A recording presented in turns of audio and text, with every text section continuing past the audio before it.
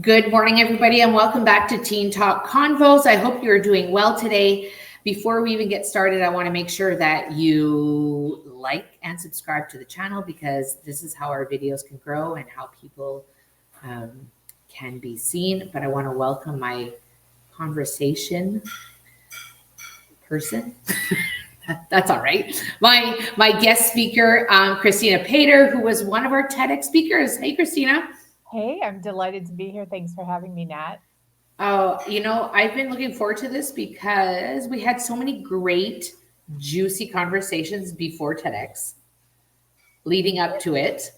And you had given me a lot of insight because you had worked on different TEDx projects, or one TEDx project in particular for quite a few years, if I'm not mistaken. So you gave me a lot of great insight, but then you ended up being a speaker. I did. And It was a I surprise. guess, It was a surprise, to be honest. I'm used to well, being behind the scenes. And yes, I worked for TEDx Cambridge for a couple of years as a speaking coach, writing coach, yeah. the writing side. They have writing coaches, performance coaches, vocal coaches, all kind of coaches. So yeah, the being on the stage is a completely different experience. So I was gonna say, so what was it like to be on the other side of the camera? Well, I would say this is what I was saying I'll share with you what I was saying to friends. I'm not sure if I said this to you before the Yeah. event itself. So one thing, like just for context, I have given 3 or 4 keynote speeches. So Hmm. I've closed out conferences, I've opened up conferences and meetings with hour-long talks. It is very different because I had slides and a confidence monitor. And the key difference I found for TEDx is that there are no cues. People are offering to give me markers to write like notes on the inside of my arm, which was not a bad idea. Thank you, Aunt Marilee, for that. But yeah, it was completely different. And so what I was saying to my friends and colleagues was, well, I'm going to find out if it was more nerve wracking to jump into 27 waterfalls with panic attacks or give this talk on the TEDx stage.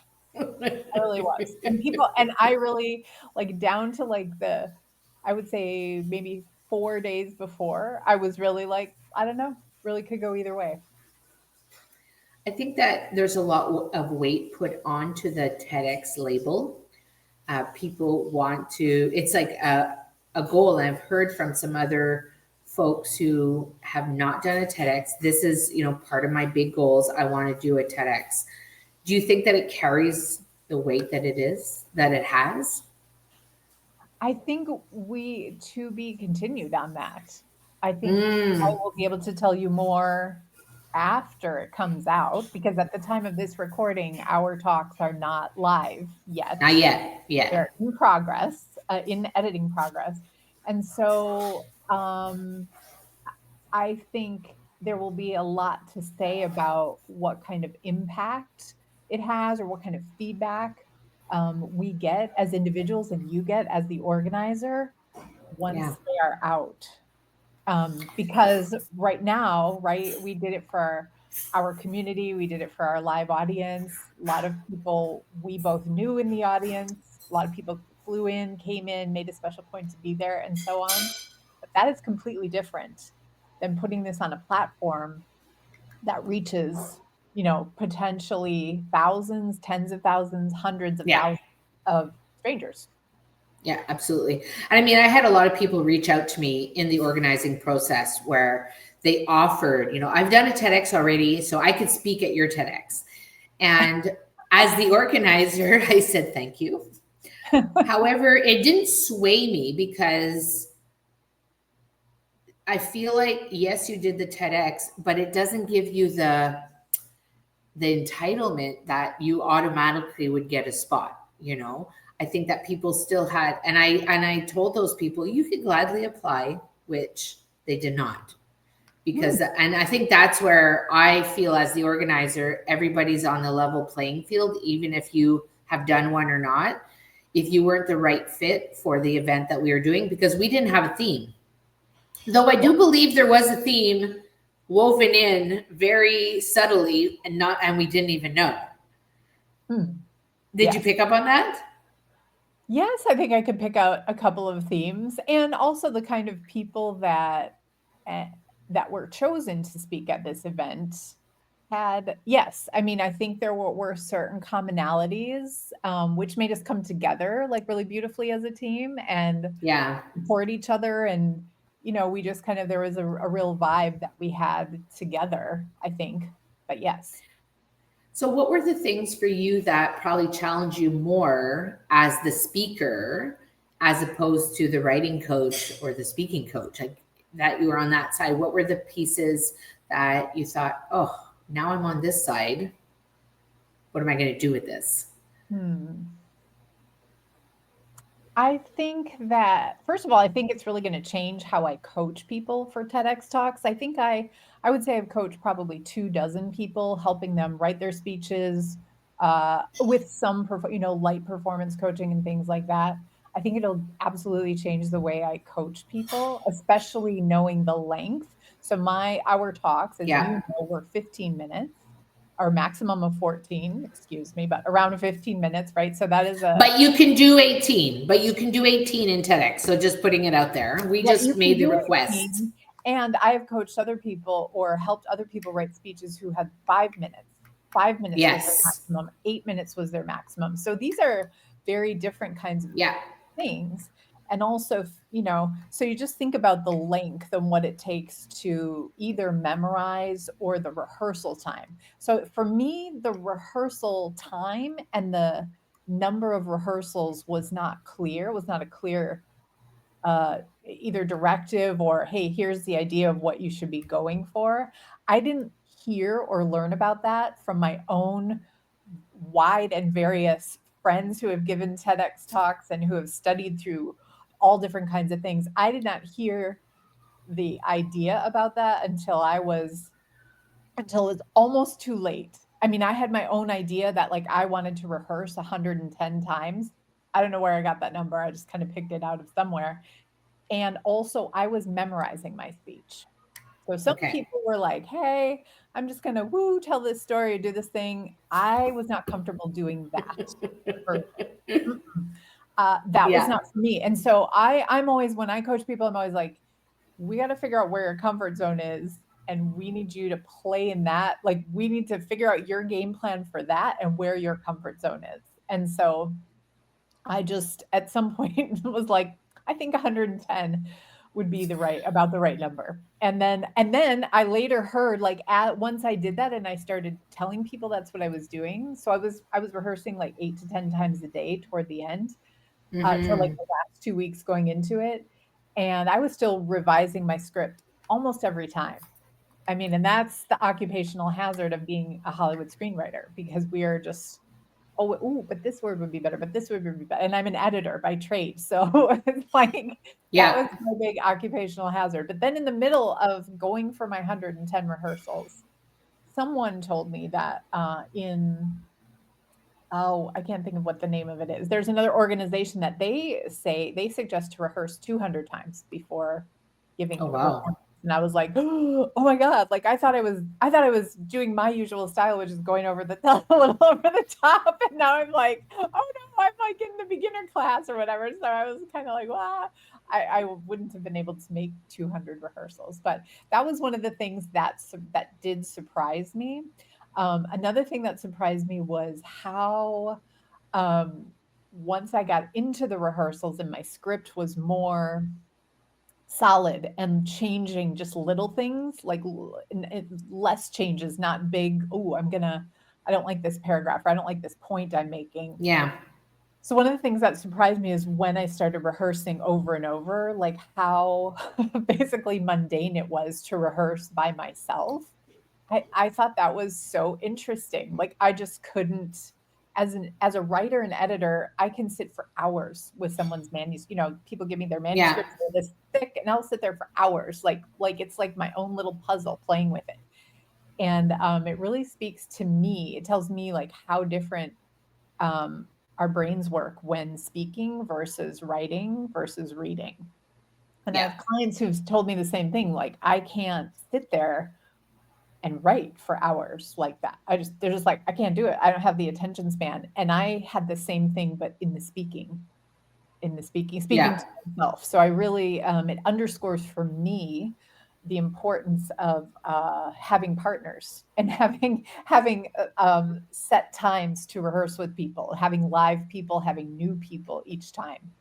Was something that stood out to me. That was a bit of a surprise, and again, Nice. will inform what I do with other people, and just the menu. Like I always try to give my coaching clients a menu of, here's a few things that you might find, and here's a few, like we have solutions for different things, and just like be more prepared for that.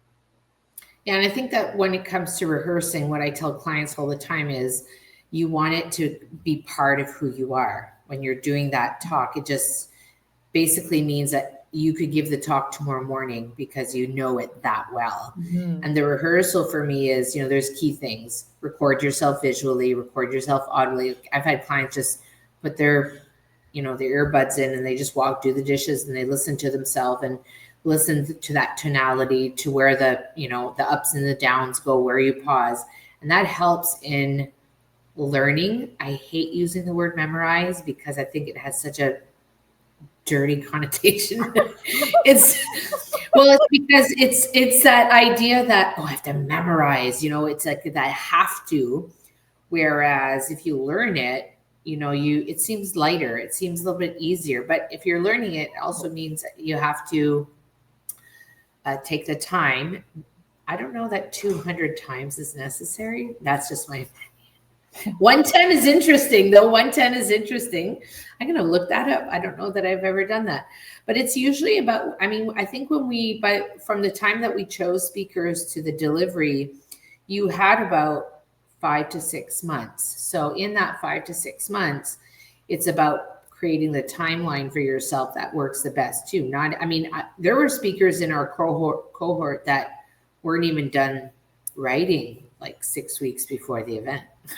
So That horrified me. Yes. And I will say that I hit a snag in my writing because some of the advice I got, I didn't agree with. Number one.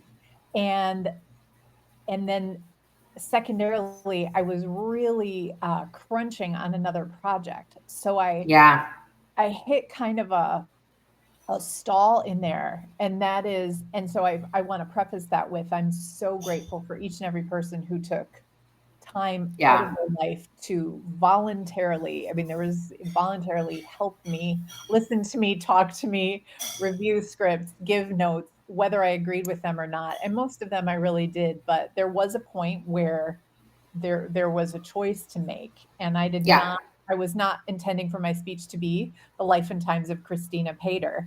And so, it's lovely that people were interested. We're like, oh, but I want to know why this happened, and why did you decide this? yeah, How did this come about? And I'm like, and that's wonderful. But for this 15-minute talk, I was really focused on the audience and giving the audience leaving the audience with something that they could take away and yeah. inspire them and empower them, and that kind of thing. So finding that balance was interesting. And I think that it's important to help people understand, like more than ever, like uh, what happens if you just all of a sudden don't want to look at your speech anymore. Like there's kind of a dead zone in there for me, and that's a surprise Yeah. because I don't, as a professional, and I think it's important to share as a professional writer, editor, and coach. Like if I feel stalled, like I worry about what other people go through who don't have the experience of the stalls, the stucks. I don't call it writer's block, but the Yeah. whatever you call it, where you're not wanting to deal with it. How do you get yourself back out of that so that you're not writing, like you don't know what you got to know what you're talking about 6 weeks out. You absolutely, Absolutely. you want to be in that zone. So how do you do that? And I think part of I feel like as the organizer, part of the process was to also provide that quote unquote service to the speakers and make sure that all of their needs were being met. And yes, we assigned coaches to speakers, but all the coaches were open to meeting anybody. And that was a beautiful kind of thing that came about at one point. So, if you are deciding to do a TEDx and you're watching this, make sure that you ask that question. Like, if I'm assigned a mentor, do I have access to the other mentors? Because each person will give you something different. Yes. We did a master class last night, my husband and I, and we did it on, creating your signature talk, because we didn't call it your TED Talk. But what was fun was that a lot of the ideas, like, we both vibe on the same plane, so we think the same way. And often these ideas that one mentor will look at it one way and another mentor will look at it a different way and give you different feedback. And you can take what you want, and then the rest of it you just toss it away, because it's not relevant to or it's not what the outcome that you want. Do you feel like that after this whole process, what would be your bits of wisdom for anybody who's thinking of applying?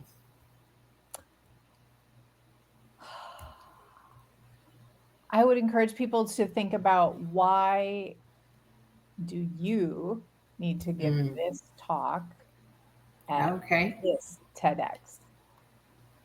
Okay. So why this program, and also maybe why now?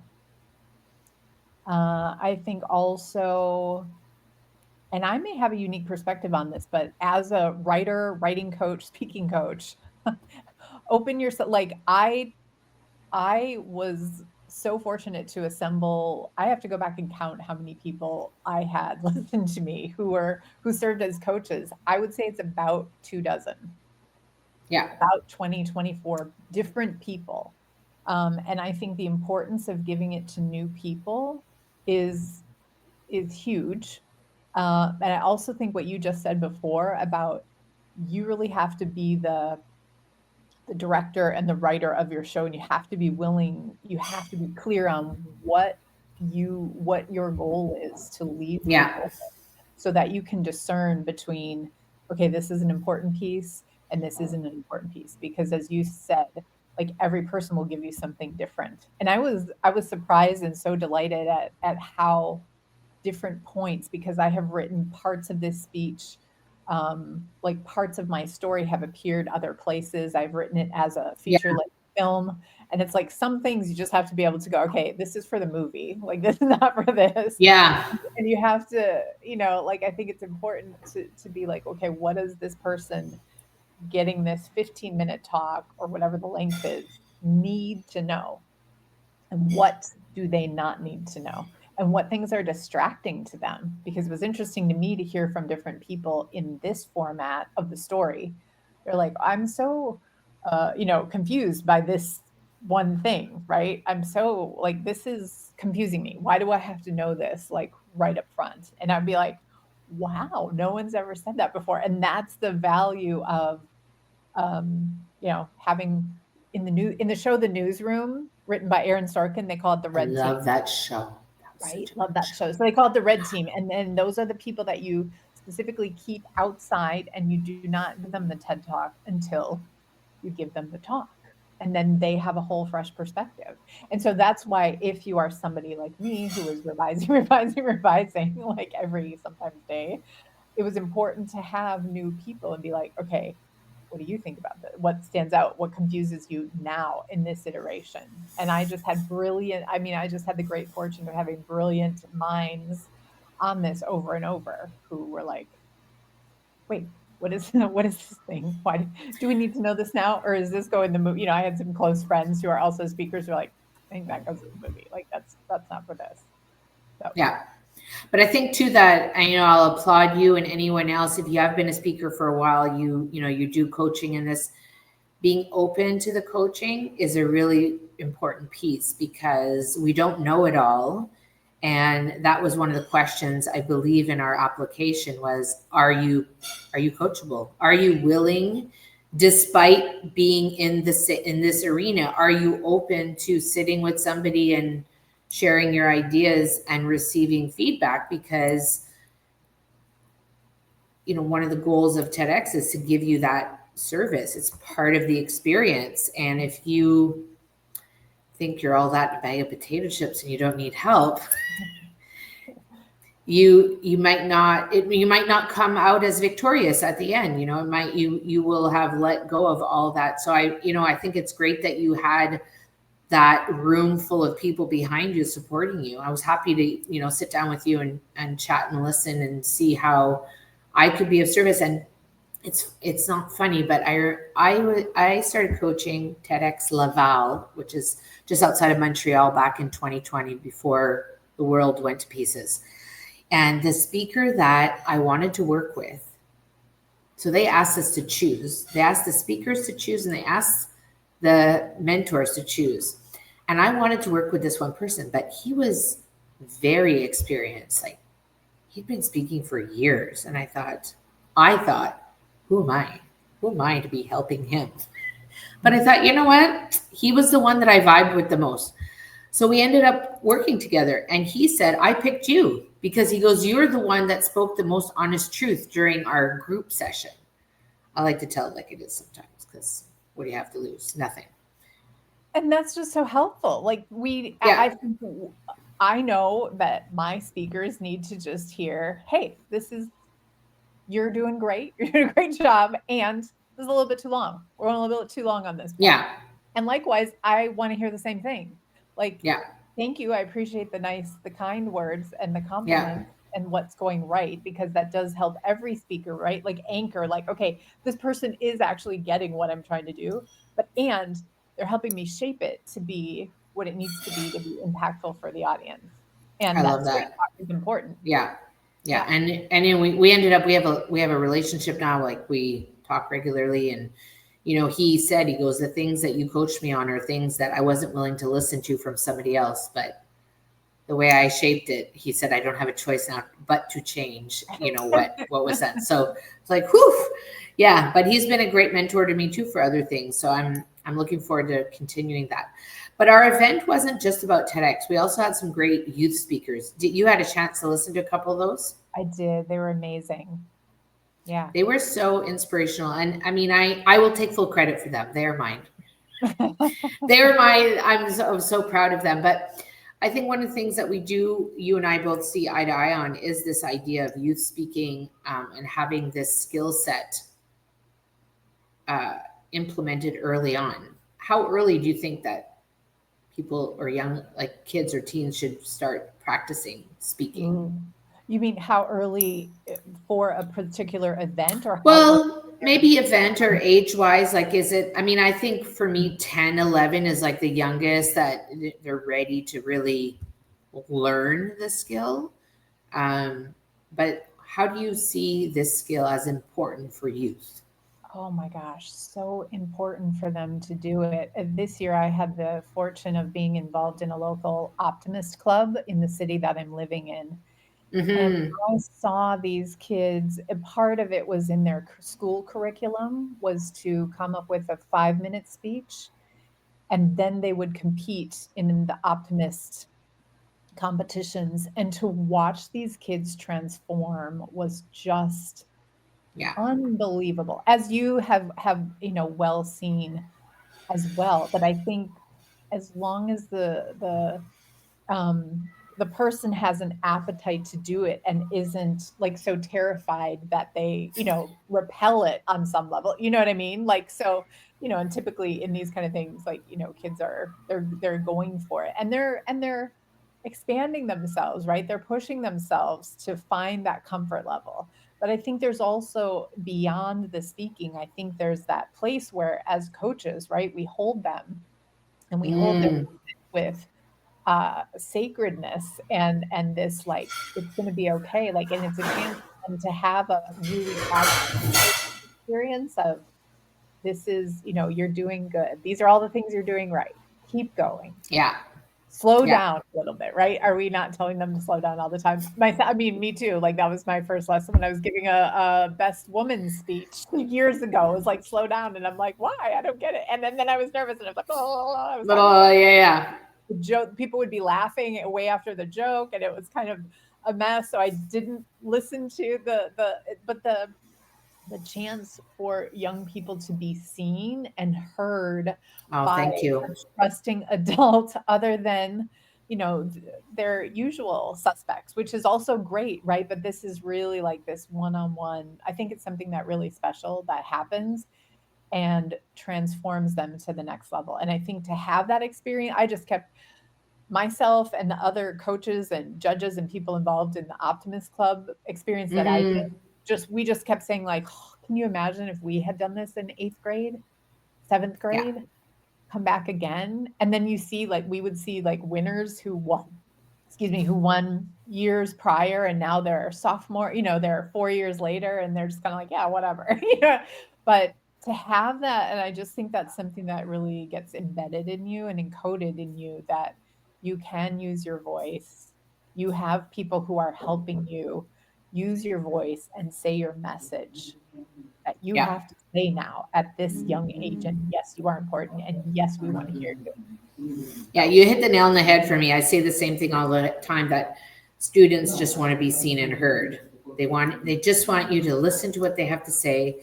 And I must say, every time I teach, I know that what you have to say is important, and I want to hear what you have to say. And if I'm teaching, I will ask them to just wait, like, just hold your thought, let me finish what I'm saying, and then I'm going to come back to you. And I always make sure I come back to them so that they know that because I truly do want to hear what they have to say. And sometimes it's the silliest thing, but sometimes that silly thing is the one thing that they can get out. And I, silently applaud them, because I think that took them a lot of courage just to do that. And I created Teen Talk so that I created Teen Talk through my daughter, because I didn't want her to be shy like I was, because believe it or not, I was shy when I was a child. I was, I swear. Now, because I know. I'm larger than life sometimes, but I was really shy, and I just thought, there's no way I'm going to go through this. Like, I don't want her to go through what I went through. And that is not the case. We're good to go. She is not shy in any shape or form, but I want other students to feel just a little bit better, even if it's just putting their hand up to answer a question, answering a question when they go to a store, ordering from a menu. I mean, some kids are paralyzed even just doing that. And as a mom and a coach, part of me feels like it really does start at home. And if you can give them the skills to do those simple things, it builds up over time, to that when they do get to school, they feel like, oh, this doesn't feel great, but I think I can do it. And that's what I'm trying to plant the seeds now with parents, is like, if you can do this, that by the time they get to school, they will feel a little bit different, or a little bit better about what they have to share. Absolutely. And have more autonomy to deal with academic situations, business situations, work situations, personal relationships. I mean, there's nothing that this doesn't positively influence. Yeah. And your voice is the one thing that belongs to you. I always say to clients, there's only one Tony Robinson, there's only one Kristina Paider, there's only one Nat Mayotte, and there's only one of you. So we need to find the voice that will make you shine and make you stand out and make you be the unique person that you are. So I think that point, is so important. And I hope parents can see the value in that. Because I think 9 times out of 10, I have parents say to me, where were you when I was a kid? Where were you when I was in high school? And I'm like, I don't know. I was probably in high school with you. I was in the classroom next to you, boo. Where do you think I was? I was getting yelled at for talking out of class. And I was probably getting yelled at for talking too much. Yeah, exactly.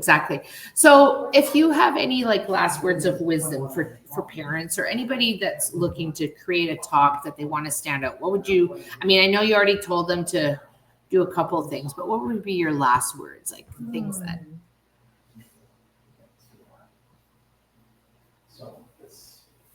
God, there's so much to say. I would encourage people to think about, what is the story and the message you most want to tell? Oh, I love that. Yes. Because part of getting up there, anywhere, I might have been on my couch, part of getting up there, back there, is having something so powerful and meaningful to you is having words that you want to say.